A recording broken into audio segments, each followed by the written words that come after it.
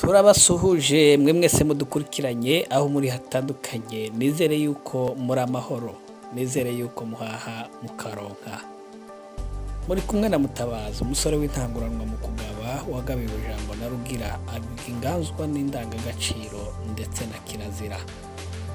Bahaye ikaze mu kiganiro cy'uyu munsi, nanone kandi wowe utarakora subscribe wayikora kugira ngo n'ubundi komeze kuzajya ubona ibiganiro byacu, kuko nzi neza yuko ari ibiganiro birimo inkuru zuzuye ubwenge zibasha kugira ico zagufasha. Muhawe ikaze. Rero mbakomereze n'inkuru twabateguriye kuri uyu munsi.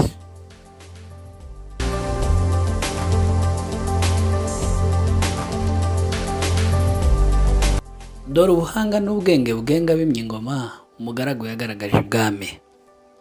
Umugaragu yabaye hari umutoni ku mwami, aba hari inkoramutima, akorera umwami mu gihe c'imyaka 10. Ariko nyamara uwo mwami nta mbabazi yagiraga, yatekerezaga iteka ko ari we uhora mu kuri, agahora iteka atekereza ko ari we umunyabwenge. Nyamara umunsi umwe umugaragu yamweretse ko nawe afite ubwenge, ku buryo ashobora kugira icyo amarira umwami mu bitekerezo. Uwo mwami yari yarafashe umwanzuro ko igihe icyo ari cyo cyose hari ukoze ikosa ibwami, igihano cye kiba ari ukuribwa n'imbwa. Yorora imbwa 10, azigaburira neza zirororoka. Ukoze ikosa uwo ari we wese agahanishwa kuribwa n'imbwa.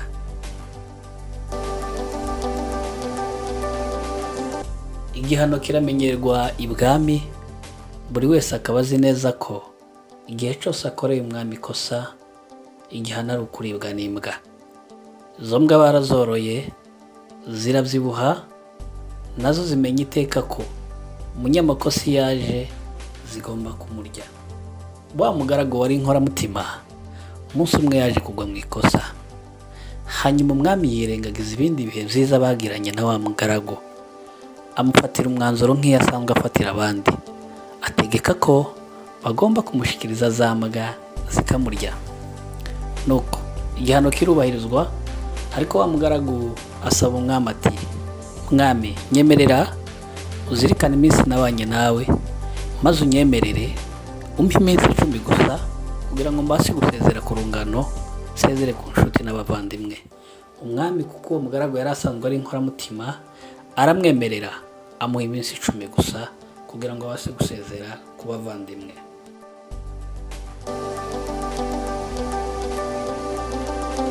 Umugaragu bakimwemerera, yaragiye aja ku muntu wari ushinzwe kuragira za mbwa, cyangwa se wari ushinzwe kuzitaho no kuziba hafi. Arangije amusaba ko yamwemerera mu gihe cy'imyaka 10 cy'iminsi 10 akamuruhura, akamufasha kwita kuri za mbwa. Wa mukozi yarabimwemereye. Umugaragu aratangira yita ku mbwa, azitaho, arazigaburira, azigira inshuti. Akora uko ashoboye, muri ya minsi 10 abasha kuba inshuti ya za mbwa, nazo zirabimwemerera, ziramwumvira.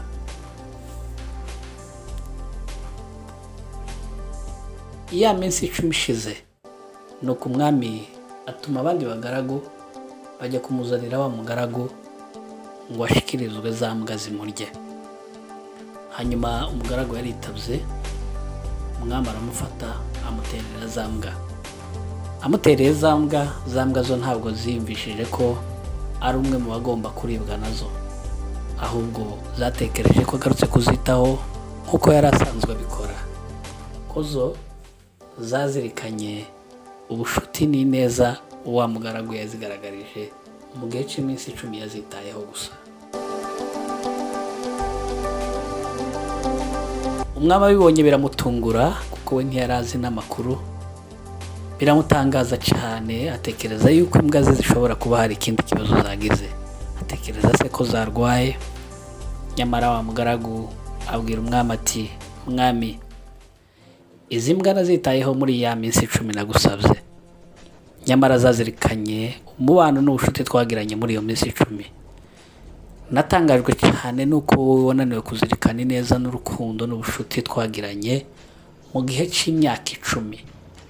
Ariko izi mbwa zakurushije ubufura n'ubumuntu, zibasha kuzirikana ineza n'urukundo nazigaragarije mu minsi 10 gusa, mu gihe wowe imyaka 10 zakunaniye. Nuko umwami yumva akozwe n'isoni, yumva arasebye, afata igihe cyo kwicuza. Yegera wa mugaragu amusaba imbabazi, yegera n'abandi bose abasaba imbabazi.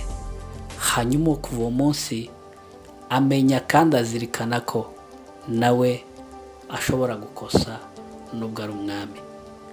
Mu gihe kimwe n'ikindi twisanga mu makosa, ariko igihe si byiza guhora mu makosa. Zirikana ko ushobora kuva mu makosa ukaja mu byiza. Gusaba imbabazi ni indangagaciro nziza mu buzima, utitaye ku uriwe, utitaye ku cyubahiro waba ufite. Umwami iyo aza kwita ku cyubahiro yari afite cyo ko ari umwami, yari gukomeza akarangwa n'amakosa nkayo. Ariko yirengagije ibyubahiro yari afite, aratekereza, yitekerejeho, usanga nawe ni umuntu yambaye umutima muntu, usanga nawe ashobora gukosa. Amakosa tuyisangamo, ariko kuyatindamo n'irindi kosa hejuru yandi. Gerageza gufata umwanya usaba imbabazi. Umusore umwe yari amaze kugera ku byiza bitandukanye, arangije amashuri, afite imirimo, buri kimwe cyose arimo abona kimeze neza. Igihe kiragera yifuza kubaka.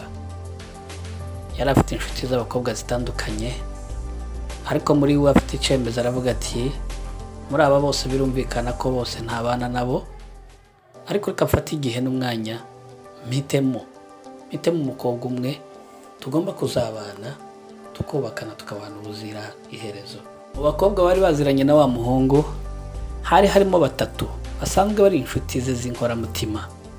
Aravuga ati byibuze muri aba 3 kandebe uko nahitamo umwe.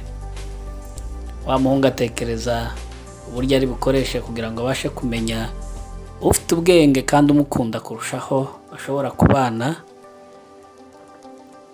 Arabitekereza bigera kure, ariko aza kwigira inama. Afata amafaranga kuko yari ayafite, afata amafaranga buri wese amugenera $500. Arangije arababwira ati aya ni amafaranga mbahaye, mugende buri wese yakoreshe icyo yumva. Na buri wese yamuhaye ku giti cye. Hanyuma umukobwa wa mbere afata ya mafaranga aragenda, hanyuma yiyitaho bihagije, yigurira imyambaro, yigurira amavuta yayandi meza, abasha guhindura umubiri mu buryo bwiza, umusore akabasha kumwishimira mu buryo burushijeho. Ayandi ashora mu misatsi, agerageza kwigira mwiza akoresheje ya mafaranga. Igihe kiragera ahura na wa musore. Wa musore ati wambwira ya mafaranga wabashije kuyakoresha gute? Umukobwa ati ngira ngo urimo urabibona, naguze imyenda myiza, naguze amavuta meza, urabibona ndakeye. Ibi byose nabikoze kubwo kukubahisha kuko ngukunda. Nabikoze kugira ngo aho nzajya ntambuka bose banshimagize, bose babone ko mberewe, babone ko meze neza. Kubera iki? Kubera ko ngukunda. Uwa kabiri yafashe aya mafaranga ayagurira wa muhungu impano zitandukanye, nawe ubwo arigurira. Arangije aza guhura na wa musore. Wa musore ati amafaranga wayakoresheje ute? Umukobwa ati mukunzi mwiza, ndagukunda. Izi mpano ubona zose ni impano nateguye. Ibi byose nabiguteguriye kubera yuko ngukunda. Umutima wanjye wampamirije neza yuko ngomba kugutegurira impano, hanyuma tukicara nje nawe tukanezerwa, tukizirwa. Kubera iki?